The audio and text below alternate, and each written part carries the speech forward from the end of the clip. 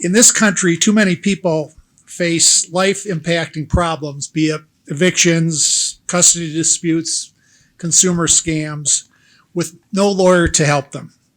To give an example from here in Colorado, 75% of parties in family law cases last year did not have an attorney. If you're keeping score at home, that's over 33,000 unrepresented parties just here in Colorado in just one category of cases. And as all of you know, you've got a much better chance of prevailing if you have a lawyer than without. And again, we have the data here in Colorado. You have a 6.5 times more likely to win percentage if you have a lawyer than not for cases that go to trial. And of course, we have the urban-rural divide in Colorado and across the country. This disparity is felt even more acutely in rural communities because there is a disjunction between the locations of where lawyers are and where people who need help are. And of course, those of you from Colorado, which is most of the room, are aware that's quite evident here in Colorado, where 90% of Colorado's attorneys live in the Front Range urban corridor, and over 3/4 of the state's land area is considered rural or frontier. And more than half of Colorado's counties have less than 10 attorneys. And typically in those counties, among those 10 are the county judge and the prosecutor and a few other officials. So it's really very few people available to represent everybody else. And Colorado is not unique in this. The bottom line is there's not enough traditional legal help to go around throughout the country. And amidst these striking statistics, Legal Services Corporation has launched a task force to examine the unique challenges that Americans residing in rural and remote places face in finding assistance to resolve their civil legal problems.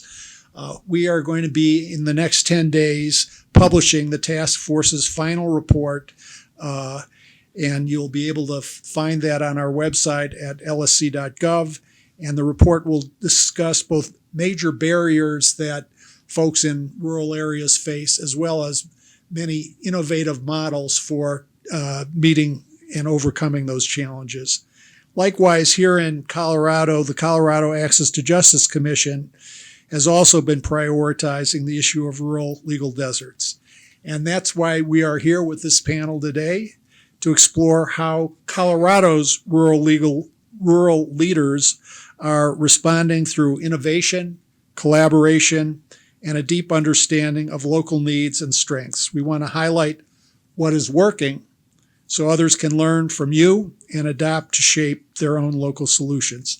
It's my pleasure to introduce you to our panel, Araceli Gutierrez, who is a licensed legal paraprofessional at CLS's Grand Junction office, Chad Kaiser, the managing attorney of the CLS Alamosa office, and Imo Overall, the executive director of the Colorado Access to Justice Commission. Welcome and thank you for being with us.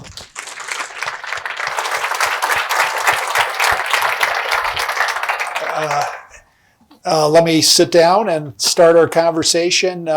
Chad, let's start with you.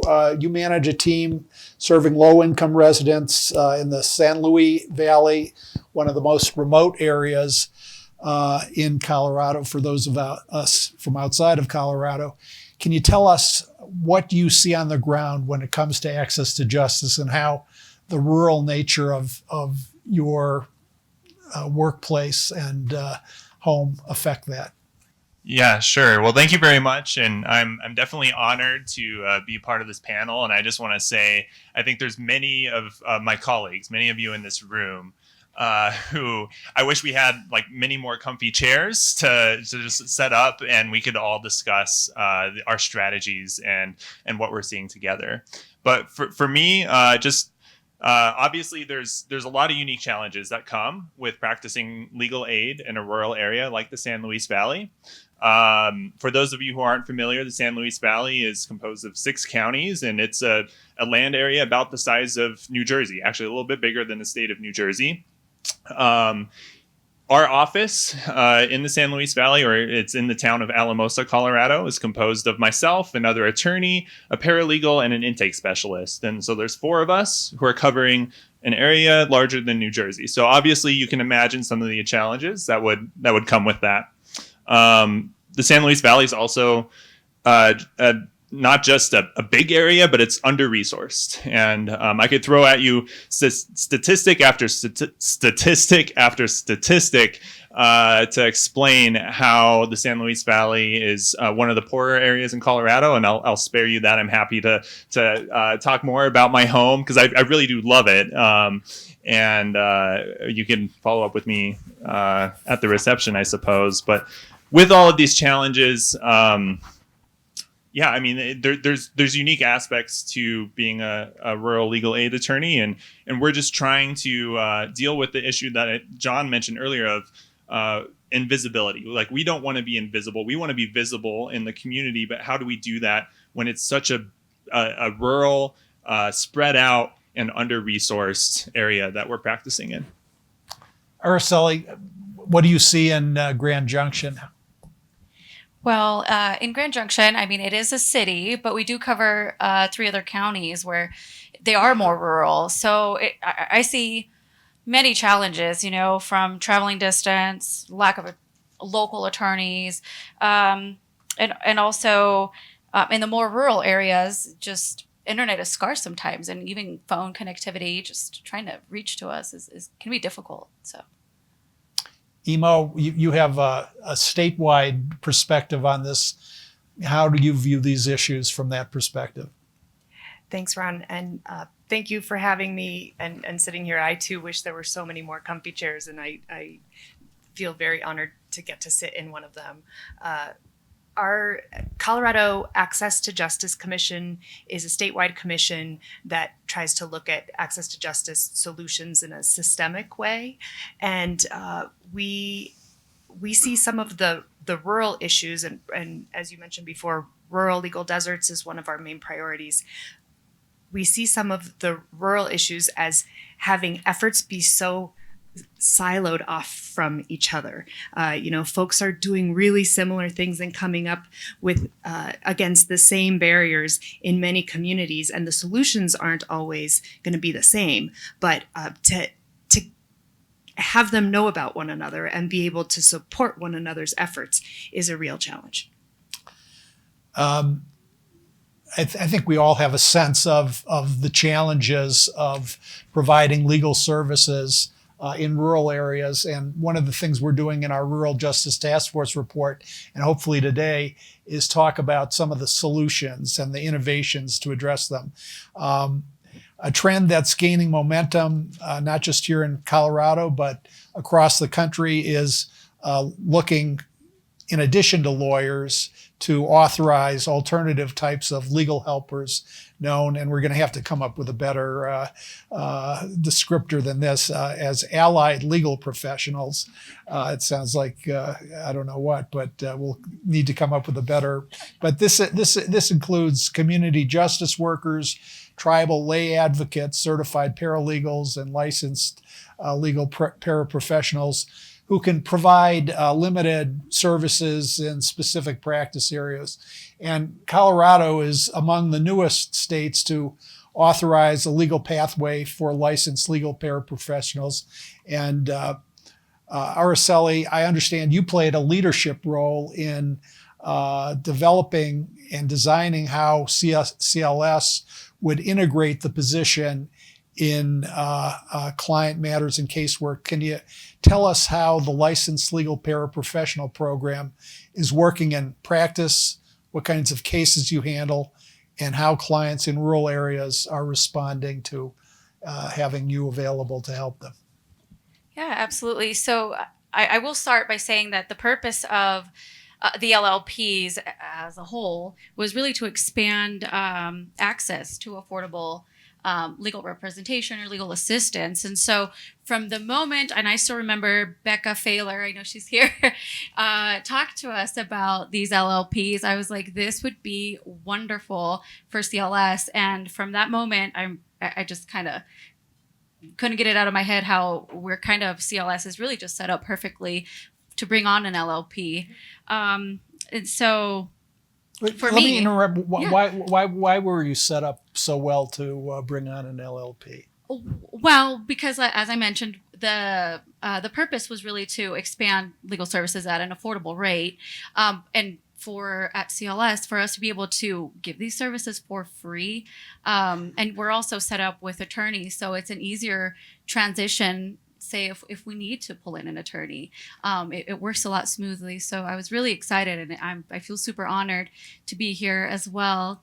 To I interrupted you, so yeah, keep going. Yeah, so the cases I handle, up to this point, it's all, with the licensure, domestic relations, family law cases. So as of now, I'm handling the non-complex, non-contested hearings, whether it be divorce, custody, assistance with protection orders, and that's a range of services. And so a part of those services could be just from the beginning, just what pleadings do I file? What do I need to get a case started, to walking them through the entire case, going to the non-contested hearings at this point. So, and our clients have been nothing but extremely grateful, and have really shown a lot of trust in my role, which is really exciting because I was a little nervous at first. I thought they'd be a little doubtful, but no, they've been nothing but grateful to receive some sort of assistance.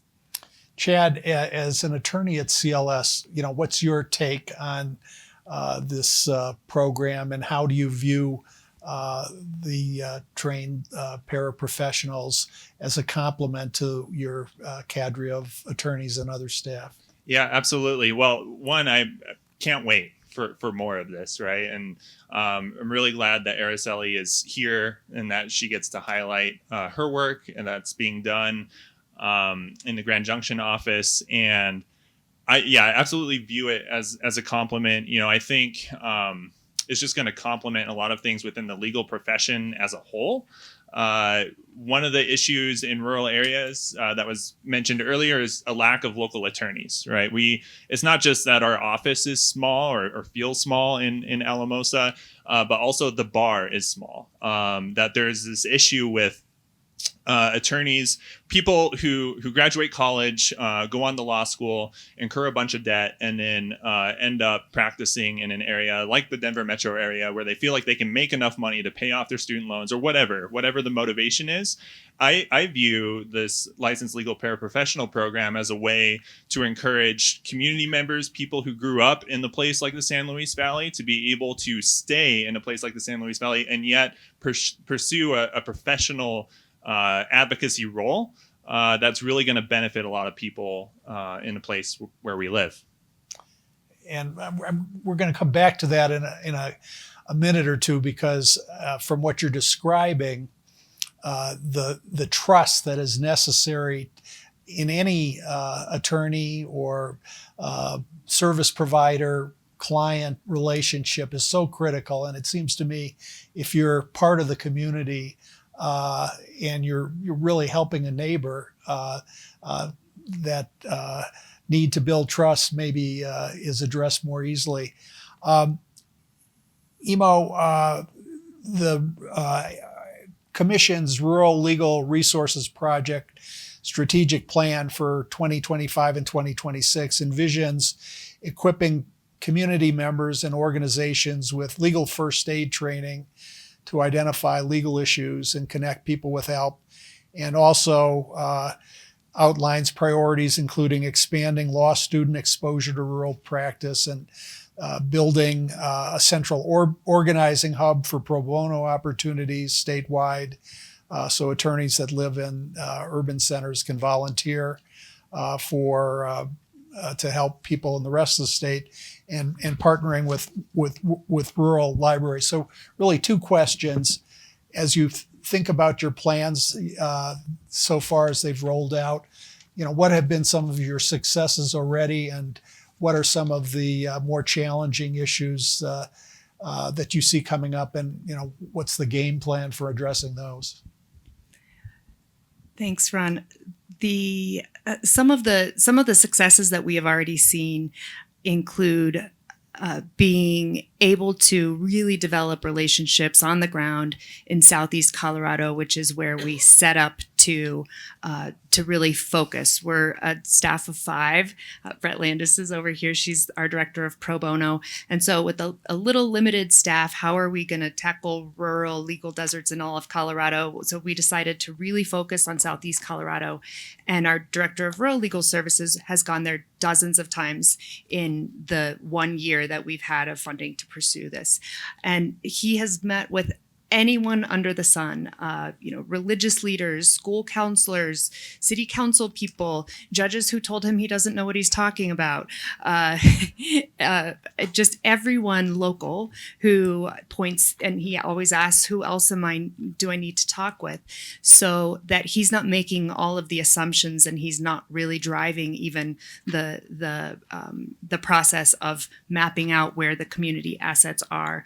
And with that humility and with the intention of co-creating solutions with the communities, that's where he has really developed these trusting relationships, where he's created a local leadership steering committee, and they have started to slate out what a legal first aid program should look like in their community, and that has been incredibly successful. That exercise of genuinely, truly listening with curiosity and not presupposing that you have the answer, and also not trying to parachute in yourself or your ideas.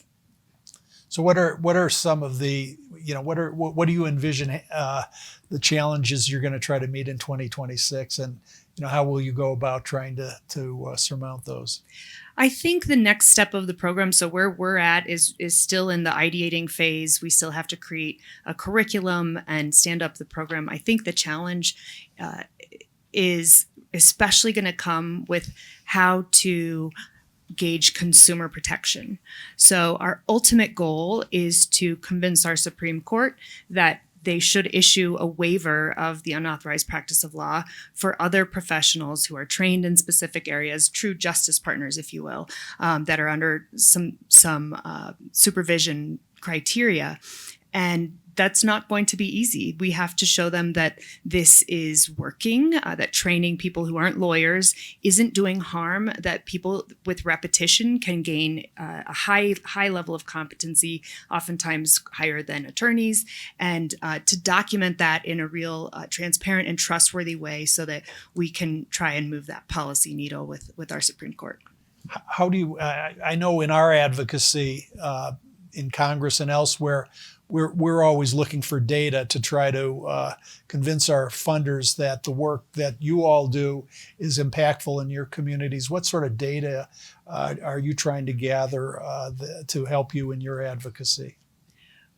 Well, we're looking to folks like yourself and Nicole Nelson and others who have successfully worked on these programs around the nation. And we've learned that some of the data that can be really powerful, in addition to the number of people trained and the anecdotal stories, is also having a third-party independent audit of the quality of legal advice legal advice being given.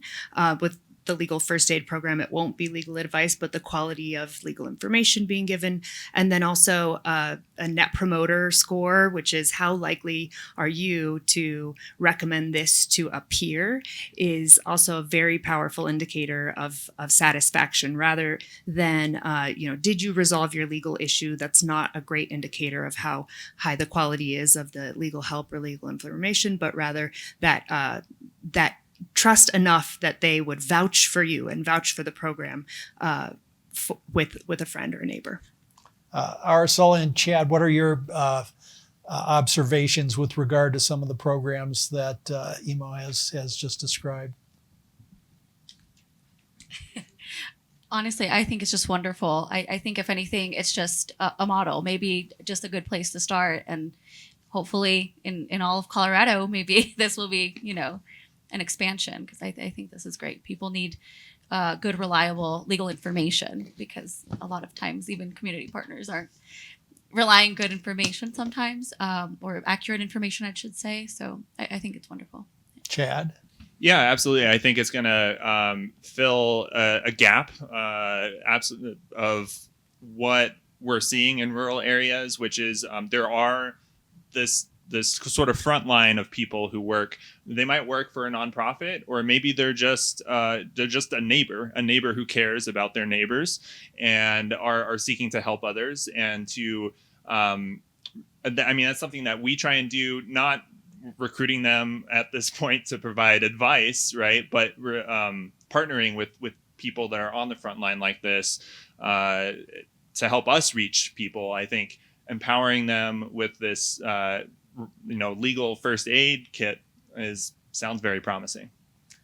Now, all three of you talked about the necessity of partnerships to, realize your goals, both the Commission's goals in its rural legal resources strategic plans, and your goals in serving your clients in your communities. And as I mentioned before, at the heart of any strong partnership is trust. And our task force report devotes an entire section to the idea of expanding access to justice in rural America depends on building trust, really listening as you've described, and responding to what matters most to local residents, and not, as one of you said, parachuting in with all of the answers before you know even what the questions are. And co-creating solutions that capitalize on local strengths, maybe the existence of a library that's a community center or something like that. I'd like to ask each of you to speak to how we make trust real in rural Colorado. Imo, what are your thoughts? How to make trust real. I might sound repetitive, but there is really an element of humility that has to go into that. Now, us lawyers are not known per se for that specific quality. What are you talking about? But really, truly, honoring the lived experience of the people who are at the center of the justice gap, right? They are the experts in the justice crisis. So often, it just happens where the commission of incredible commissioners that I'm the director of will have someone who's really passionate about something and say, hey, what about if we just really need to charge down this unbundled services route? And it's so important that we just try and resist centering that person who is already in power and their passions and bringing it back to the experts, the people on the ground. And when that is the North Star, I think the litmus test in these partners really is met, and they see that you're there to do business. And I think that's a high value currency in partner building. Chad, in the San Luis Valley, CLS partners with a number of organizations and people. Can you talk about those partnerships and how they promote the creation and expansion of trust? Yeah, absolutely. And going back to your question of how do you build trust? One of the things that it takes is a lot of time. It takes a lot of time and a lot of consistency. And I mentioned earlier that we're an office of 4 people. I keep saying that. We're limited in our time and what we can afford to spend in a lot of these outlying communities that take over an hour to drive to from our office location. So to your question, we want to try and use people who are already trusted in the community. We want to partner with people who are already present and trusted in their community, who have maybe grown up there, who have maybe been working there for decades, trying to help their neighbors, trying to look for resources for the people that they are coming in contact with on a daily basis. examples of that is we have a great organization in the San Luis Valley called La Puente. They're one of the first rural homeless shelters in the nation, and they have a lot of services. And we partner with them by trying to by establishing a relationship with them, right, and educating their staff on what issues, are legal issues, what are things that we can talk to their clients about, what are things that we can what are situations that we can step into and really help the people that they're working with, because they are out in the community. They have a staff of 60 plus people who are out delivering firewood to people who don't have a heat source, who are out delivering food to people who don't have the means to get groceries for the week. These are really valuable community members that we can partner with and have done and will continue to do to try and reach these Coloradoans that are living in these remote places and often are having dealing with issues that they don't even realize they can talk to a lawyer about. But we're here, and that's what we're here for. Araceli, this is something relatively new for you, and how have you gone about building trust? What's been important in your ability to build trust with the people you're trying to work with and help? Although this is a new position for me, I have been with CLS for 7 years. So, being a paralegal and, being super close to the attorneys, I echo Chad. We have a lot of community partners, from domestic violence shelters to staying in touch with our district attorney's office, our advocates, and, any other professional they might need, just to make it a smooth transition for that client, so they're not just kind of hanging on their own when it's not a legal necessity they might need it, when it's something else.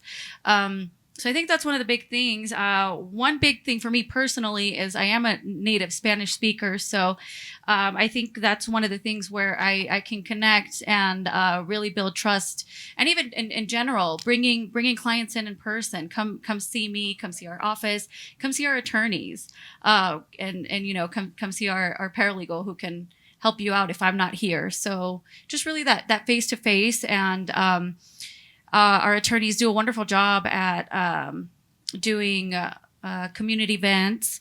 We do also hold a virtual senior law series, who started off very small in Mesa County and now it's a big thing in Colorado. So it's really good, but it's built trust. Thank you. Emo, building trust is key, not just in the relationships between service providers and the people they're trying to help, but in almost everything we do.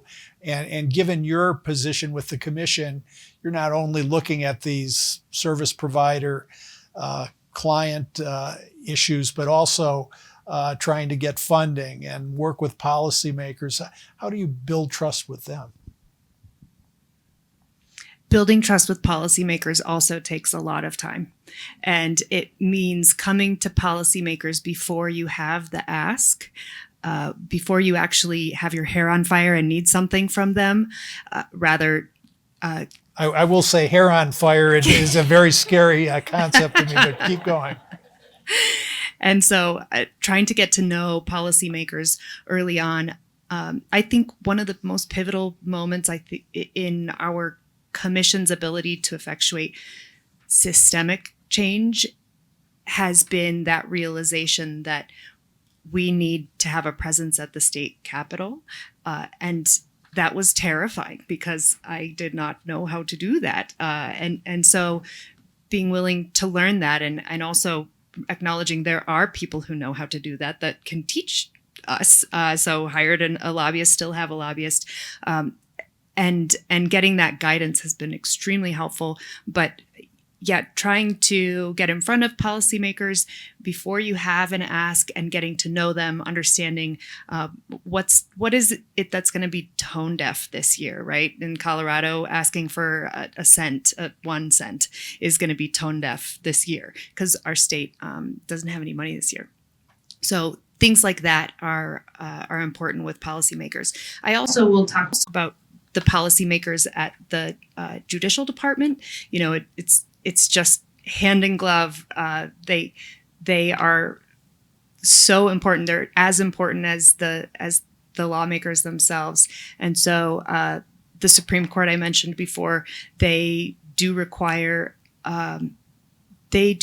evidence that what you are proposing is sound, and also an acknowledgement that it does take a lot of time and a lot of stakeholder building for them for the judicial department, specifically the Supreme Court, to effectuate change. So really meeting them where they're at, which oftentimes is a whole different world than where advocates on the ground think they should be. So speaking their language, and really trying to get into the head of somebody who has this enormous responsibility to, gatekeep the profession, and trying to kind of bridge that gap through some real translation and adjustments of expectations. Thank you. We've been focused here on the challenges of meeting, of providing legal services in rural areas, and both the personal challenges as well as the organizational challenges. Let's sort of look on the other side, what I hope is the other side of the coin, which is the joys of what you do, and how that sustains you. Chad, what are your joys in the work you do? Yeah, so this is where I wish I had more than like the 2 minutes that I get, right? Just talk fast. Yeah. Because I really do love the job that I have, the work that we do. I love living in the San Luis Valley. And so just one of the reasons is I feel like practicing legal aid in a rural area really drives home this idea that my clients are my neighbors, right? We live in such a small community that quite literally some of my clients have just lived a couple houses up the street from me, which can be awkward sometimes, but I think it's valuable. We share a common life together. We go to the same we go to the same barber. We go to the same community events. We share the same park spaces. We go grocery shopping at the same places. Like there's this sort of common common life that we have that really does away with this idea that like I'm a lawyer, they're my client, and here's this wall that goes up between us, right? And yes, it's important to have professional boundaries, but I personally really love it when I see some of my clients out in the community. I think a great example is some grandparents that I helped with their adoption case for their grandchild. And so I see this family out in the community. I'll run into them outside of the barbershop like I recently did. And every time I see them, this boy is a little bit, taller. He's a little bit more talkative, and I get to hear just updates on their life. And I feel like I wouldn't get to do that if I didn't live in a place like Alamosa, or at least not as much. And that's something that I just really cherish, and it makes it so rewarding. That's pretty good, even in 2 minutes. Emo, what are the joys for you? The joys are many. Most profoundly for me is just the incredible people who are in this work, right? We're not in it for the money. We're not in it because it's easy, but because this is a passion and it's a calling for so many of us in this room, and to see the stone soup that is created on a regular basis by these heroes that say, all right, I've got this little thing. My cousin's friend has another thing that might help here. And just seeing people dig deep into their connections and their resources and come together with solutions that really sort of defy budgets and defy gravity is so rewarding and enjoying to me. Araceli, you get the last word on joy. For me, it's the clients. I just from the beginning that they have contact with us to the end. I mean, it's just showing up as a professional, but also as a human, to know at the end of the day, it's like you are worthy of receiving quality legal services, irrespective of your financial status, irrespective of language barriers or the current situation they're in. I think it's really empowering to see that shift once their case is over, and it's just beautiful to see how empowering these clients become, and it just fulfills my heart.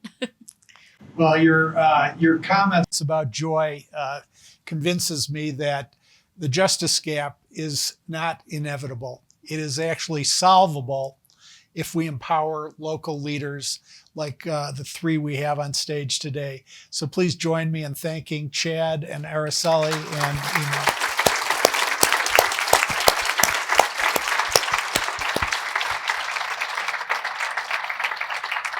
And I want to thank all of our presenters and panelists for such thoughtful and inspiring conversations, and really to all of you for being here today and for the work you do every day, in many instances for many years, to help your neighbors. I especially want to thank our partners here in Colorado, the board and staff of Colorado Legal Services and the Legal Aid Foundation of Colorado, for your vision, your hospitality, and your tireless work on behalf of the people in the state.